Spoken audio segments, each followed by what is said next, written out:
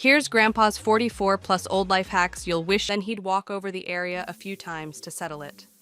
The powder acted as a dry lubricant, reducing friction and eliminating the noise. It was a fix that cost nothing and lasted for months, a testament to how he solved problems without spending a dime. 5. Keep tools from rusting using motor oil or lard.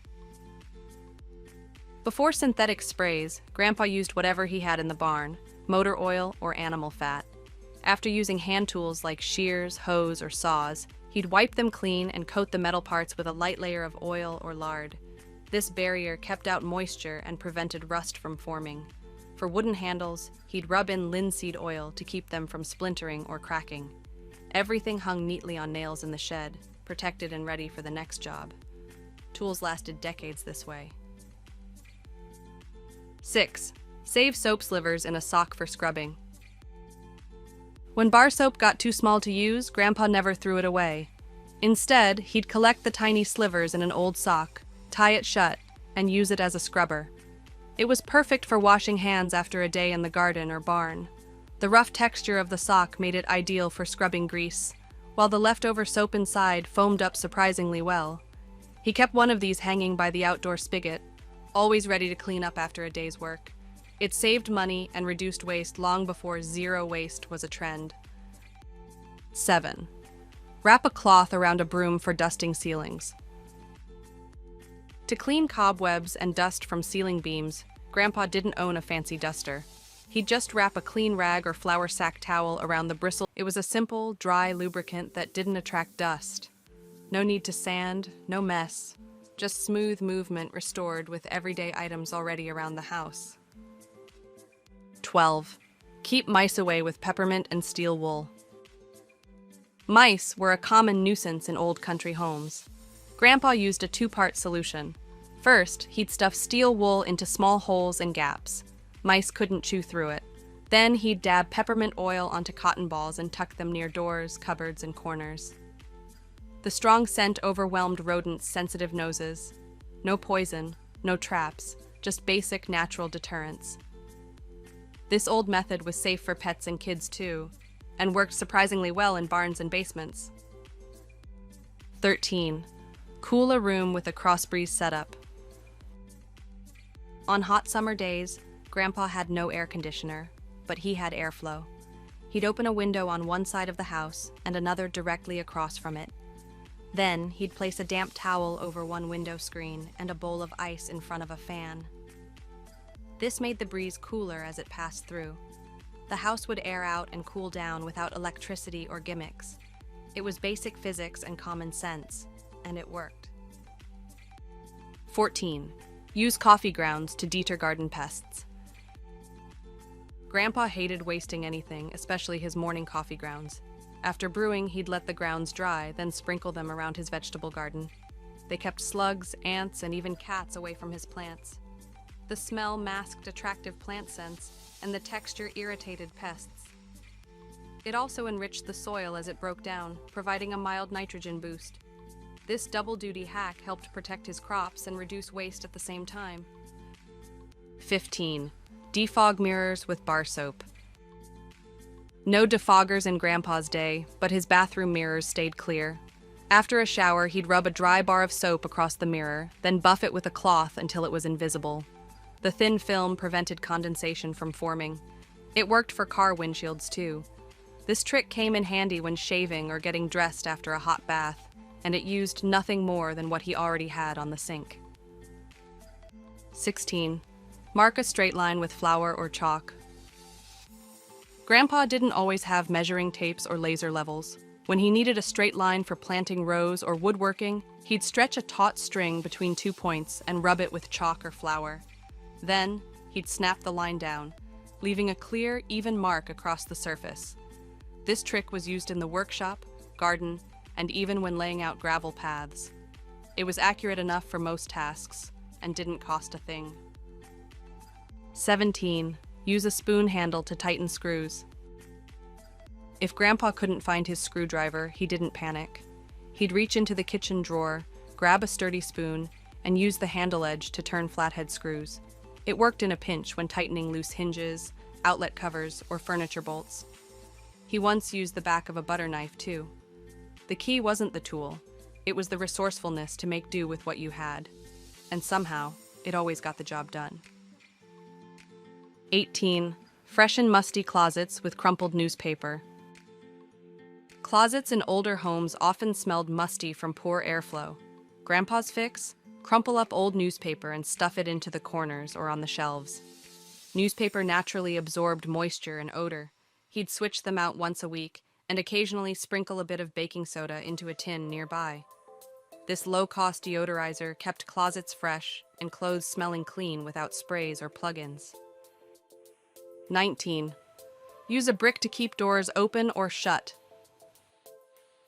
Door stops weren't always handy, so Grandpa used bricks, one for holding a door open and another leaned against it to keep it shut. He even wrapped them in old towels or cloth to avoid scratching the floor. In barns and cellars, he sometimes tied a brick to a string and let it hang behind the door to pull it closed automatically. It was pure ingenuity, turning basic materials into multi-purpose tools. 20. Catch drips with an upside-down lid under leaks. Leaky faucets or ceilings weren't always fixed right away, especially during storms or in barns. Grandpa would place an upside-down pot lid, pan, or metal bowl under the drip. The curved surface spread out the noise, keeping the drip from driving everyone crazy at night. Sometimes he'd even wedge a rag into the drip path to soften the sound. It was a temporary fix, but it gave him peace and quiet until proper repairs could be made. 21. Use a pencil to quiet a noisy door lock. When the front door lock started sticking or squeaking, Grandpa didn't call for help. He pulled out a pencil. The graphite in pencil lead is a natural dry lubricant. He'd rub it along the key and insert it into the lock, turning it several times. The graphite would coat the inner mechanisms, smoothing the action and eliminating that annoying squeak. It was fast, clean, and lasted a long time. Just another fix using what was already in his pocket. 22. Keep chickens calm with burlap feed sacks. If a storm rolled in or it was time to collect eggs, Grandpa knew chickens could get spooked easily. He'd hang burlap sacks or old grain bags along the coop's lower walls. The dimmed light made the birds feel secure, helping to reduce stress and egg breakage. The sacks also helped block cold winter drafts. This old homestead trick made for calmer birds. Fully run it through a candle flame just long enough to melt the outer fibers. The heat sealed the end and kept it from unraveling. It was especially helpful for twine, string, or old-fashioned nylon rope. A quick trick that turned something worn into something usable again. 28th, shine copper with lemon and salt.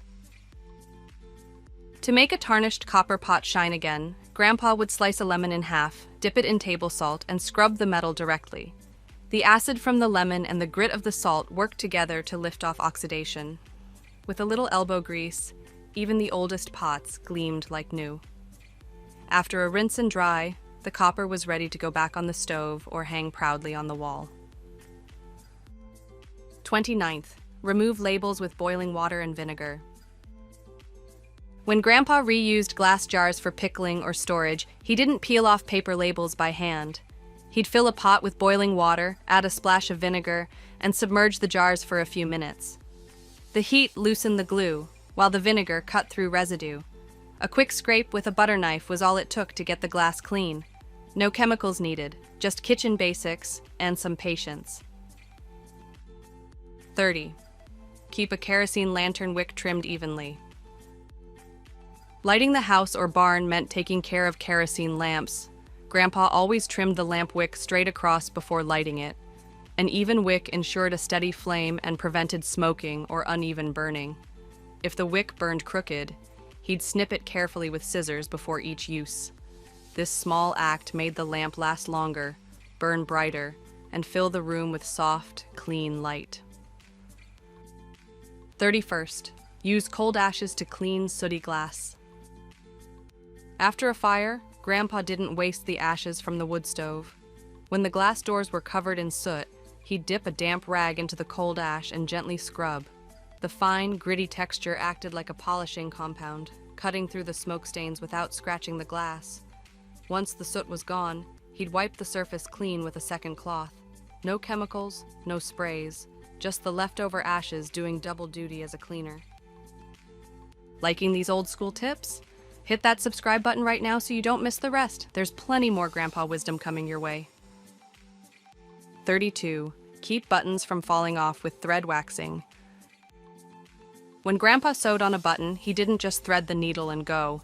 He ran the thread through a bit of beeswax first. Waxing the thread made it stronger, prevented fraying, and helped the needle glide through fabric more easily. It also kept the knot from slipping. Buttons stayed put longer and shirts held up better over time. It was a tiny step with a big payoff, especially when mending had to last. 33rd. Store nails in an old tin with rice. Grandpa always had a tin full of nails, but not just tossed in loose. He poured dry rice into the bottom of the tin first, then added the nails. The rice absorbed moisture from the air, preventing the nails from rusting. This hack worked for screws, washers, or any small metal parts. Every time he opened that old cookie tin, the nails were dry, shiny, and ready to use. No rust meant no waste. 34. Freshen a musty trunk with newspaper and vinegar. Old steamer trunks could get musty in damp barns or basements. Grandpa's trick? He'd crumple up a few pages of newspaper, sprinkle them lightly with vinegar, and toss them inside. The newspaper absorbed stale air, and the vinegar neutralized odors. He'd close the trunk and let it sit for a few days. When he opened it again, the air was fresh, and anything stored inside came out smelling clean, not like the barn. 35. Make fire starters with pine cones and bacon grease. Grandpa never threw out bacon grease. After it cooled, he'd pour it over pine cones or corn husks, let them dry, and stash them in a tin. When it was time to light a fire in the stove or outside, he'd toss one in. The greasy pine cone burned long and hot, perfect for kindling logs or coal. This was one of his favorite ways to stretch scraps into something useful, especially during the cold months. 36. Test iron temperature with a sheet of paper. Electric irons weren't always around or reliable. Grandpa used cast irons heated over the stove. To check if it was hot enough, but not too hot, he'd press the iron onto a plain piece of paper.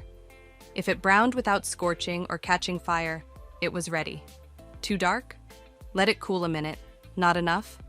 Back on the heat. It was a careful balance, done by feel and instinct, and it got those shirts crisp every time. 37. Keep cheese from molding with vinegar cloth. Back before plastic wrap, Grandpa stored cheese in cloth soaked in vinegar and wrung out until damp. He'd wrap the cheese tightly, then place it in a tin or box in a cool spot. The vinegar discouraged mold and slowed spoilage while allowing the cheese to breathe. It kept blocks of cheddar and wedges of hard cheese good for much longer, an essential trick when trips to town were rare. 38th. Soften work boots with animal fat. New boots were stiff and took time to break in. Grandpa would rub animal fat, often lard or tallow, into the leather to soften and waterproof it. He'd warm the fat just a bit, then apply it with a cloth, massaging it into the creases and seams. This kept the boots pliable, protected them from rain and snow, and extended their life by years. And when you wore the same pair every day, that mattered.